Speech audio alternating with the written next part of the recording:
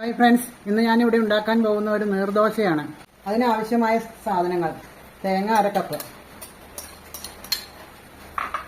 അരിപ്പൊടി 2 കപ്പ്, ഉപ്പ് ആവശ്യത്തിന്, പഞ്ചസാര 1 ടേബിൾ സ്പൂൺ, വെള്ളം 2 കപ്പ്. ഇതെല്ലാം കൂടി മിക്സിയിൽ നന്നായിട്ടൊന്ന് അരച്ചെടുക്കണം. നന്നായി അരച്ചെടുത്തിട്ടുണ്ട്. ഇതൊരു ബൗളിലേക്ക് മാറ്റുക.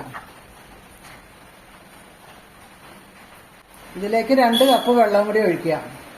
ഒരു ദോശക്കല്ല് അടുപ്പിൽ വെച്ച് അതിൽ എണ്ണ പുരട്ടി മാവ് കോരി ഒഴിക്കണം.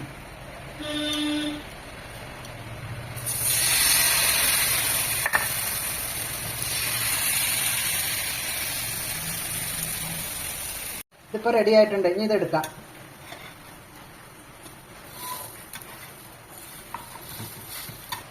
ഇങ്ങനെ ഓരോന്നും ചുട്ടെടുക്കണം.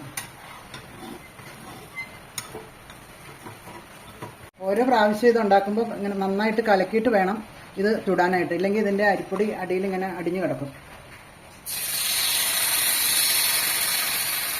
ഇത് ബ്രേക്ക്ഫാസ്റ്റ് ആയിട്ട് എളുപ്പത്തിലൊക്കെ ഉണ്ടാക്കാം. വെജിറ്റബിൾ കറി കൂട്ടി കഴിക്കുന്നതാണ് ഇത് നല്ലത്. കടലക്കറിയൊക്കെ കൂട്ടി കഴിക്കാൻ നല്ലതാണ്. ഇനി അടുത്തൊരു വീഡിയോ ആയിട്ട് വരുന്നവരെ എല്ലാവർക്കും ബൈ.